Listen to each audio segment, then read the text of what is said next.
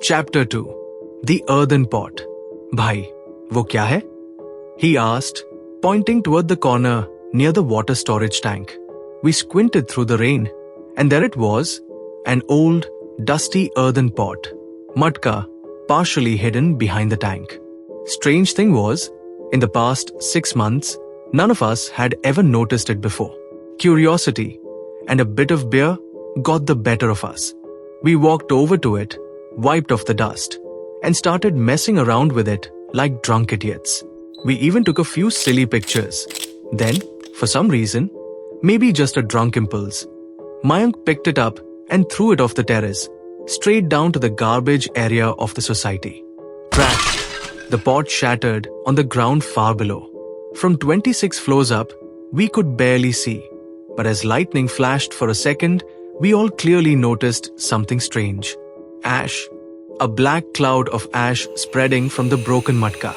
We paused for a moment, confused. But we were drunk. We laughed it off and went back to chilling. Around 9 p.m., something odd happened. A group of stray dogs from the society climbed all the way up to our terrace, soaking wet and shivering. Maybe they were just looking for shelter from the rain. We welcomed them in, shared some of our leftover chicken, and they ate it happily. It actually felt nice, like we had made some new little friends. By 9:30, the rain had slowed, so we packed up and left for home. But something about that night, it didn't feel like it ended there. The next day, Mayank didn't show up to college. At first, we didn't think much of it. We figured he must have stayed back at the apartment to clean up after our messy rain party the night before. He was like that, quietly responsible, even if no one asked him to be. After classes, we were all sitting in the campus cafe, joking around and sipping chai. I decided to call him, just to check in and maybe invite him over. Phone rings. Mayank picks up, hello. His voice instantly felt off. Not just tired, shaken. Almost like he was trying not to cry. Naveen, hey bro, we are at the cafe. Come fast. Mayank, in a low, hoarse, almost scared tone. No, I'm not coming. Can you? Can you come to the apartment real quick? Naveen, what happened? You still hungover or what? Mayank, no, I can't talk much. My throat, it hurts. Just come fast. Something about his tone sent chills down my spine. He wasn't joking. I could feel it. Naveen, okay. I'm coming. It took me about an hour and a half to reach the apartment. The building was eerily quiet, the sky still gloomy from the night before. I walked in and saw Mayank lying on the bed in the dimly lit room. His face was pale, his eyes bloodshot, his throat was swollen, and he could barely speak. I gently shook him awake. Naveen, bhai, what the hell happened? He sat up slowly, breathing heavily, then whispered, Mayank, after you all left last night, I stayed back to clean up. Around midnight, I felt someone was watching me. I walked out to the terrace. There was nothing, no one. But then, I saw something, or someone. He paused. His hands were trembling. Mayank continued. There was a figure standing at the gate of the apartment. Just standing. Still, silent. I asked him, who are you? What are you doing here? He didn't answer. He just smiled. And then, he charged at me. Before I could move, he grabbed me by the throat, lifted me up like I weighed nothing, and then threw me across the room. The last thing I remember was hitting the floor. Everything went black. When I opened my eyes, it was morning. I just sat there, frozen. Not because of the attack. Not even because Mayank looked like hell. But because of one thing he said. He was pitch black in color, like a shadow come to life. And his smile was wide, too wide, almost inhuman. Mayank looked genuinely scared, a kind of fear I'd never seen in him before. And that worried me even more. He told us about his village near Jharkhand, where strange, dark entities were a part of local whispers, figures that appeared near farms, along empty roads at night.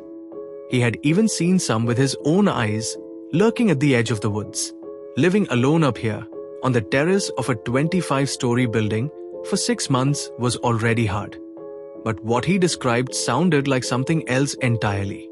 But I wasn't ready to believe in ghosts. Mayank, listen. Maybe it's all in your head, I said, trying to sound calm but firm. You were drunk last night. Maybe you slipped, hit your head somewhere, and passed out. You could be imagining things.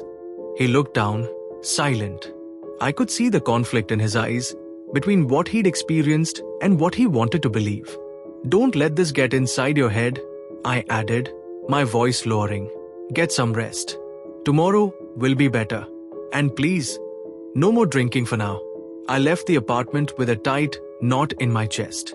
Because deep down, I knew this was not just a hangover. Something darker was waiting for us. The next day, we noticed Mayank had started keeping to himself.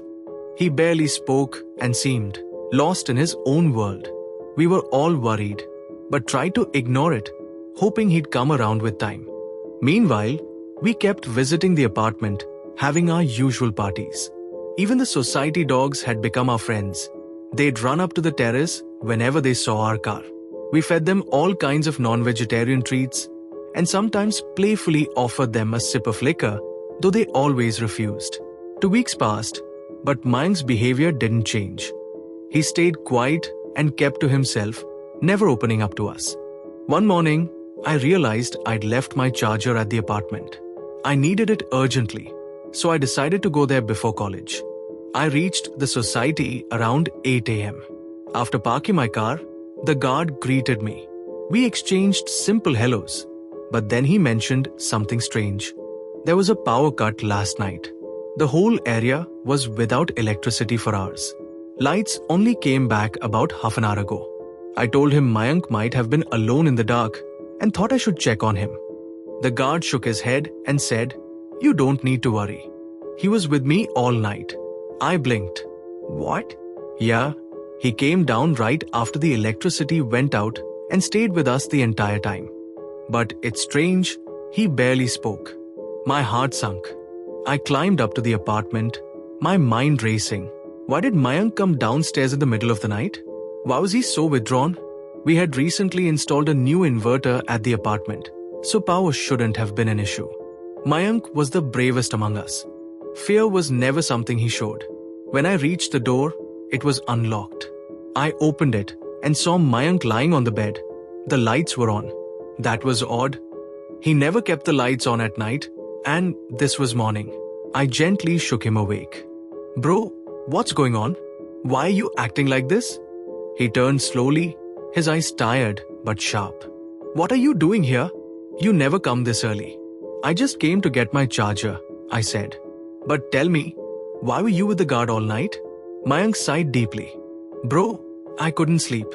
I'm not ready to talk about what happened last night. I just need rest. Okay, you sleep. I'll be back around 2 after classes. I left, but the weight in my chest didn't lift. Back at college, I told the others everything. We all agreed at 12:30 p.m. we'd go to the apartment and finally get Mayank to tell us what was really going on. At around noon, Mayank texted me. When are you guys coming? I replied, I'm still in class. We'll be there by 2. A few seconds later, he messaged again. Bring some chicken biryani. I stared at the message, confused. Are you crazy? It's Tuesday. Did you forget? We don't eat or drink on Tuesdays. You don't worry. Just bring something, I added. He replied with a short, dry, okay. His tone even over text felt off, cold. Around 2:30 p.m., we reached the apartment. We handed him the food we picked up, shahi paneer and chapati. He looked down at the box and said softly, Oh, that's all. Just all. The guy who once cracked jokes over extra raitha was now a shadow. We sat down and asked, Now, will you tell us what's going on with you? Mayank didn't speak for a moment. Then he looked up slowly. You remember that rainy night when we found the matka? We all nodded. Of course we remembered. That night, when you guys left, I told you I felt something was off. That someone was watching me. You didn't believe me. We stayed quiet. I saw someone at the door. A figure. When I asked who it was, it didn't speak. It just came at me, lifted me by the throat and threw me. I blacked out. You remember? We nodded again, uncomfortable. He continued, his voice more strained now. Since that night, it's been happening almost every day. Every night after 10 p.m., I feel like someone is here. Sometimes I see a small boy walking on the railing. Sometimes a head rises slowly above the water tank. And almost every night, I hear a voice calling out, "Ma, bhook lagi hai." We stared at him in silence. You've noticed, right? The dogs, they don't come anymore. They stopped 2 visits ago. He wasn't lying. That had been bothering us too. But none of us had said it out loud. I finally asked, "What about last night? What happened?" Mayank's face dropped. Last night was the worst. He took a breath, then spoke. Around 11 p.m., everything started again. The same voices, the same feeling, and then the power cut. Total blackout. I was about to switch on the inverter when I saw a candlelight. It was flickering right on the railing. No one was holding it, just floating. And the voice, "Ma, bhook lagi hai." It kept getting louder, closer. I panicked. Didn't think. I bolted out the door. The elevator was dead, so I took the stairs. I started counting floors, like I always do. 25 floors, right? But I counted 35. We were dead silent. It wasn't a mistake. I counted them. The building felt like it was longer, like it didn't want to let me go. I could hear footsteps behind me, heavy, echoing. But I didn't turn. I just kept running, heart pounding, until I saw light from the guard's room. And I crashed in. I stayed there all night. Vishal, who had been silent till now, suddenly said, "I installed that inverter just for this kind of situation. Why didn't you turn it on, Mayank?" Mayank looked confused.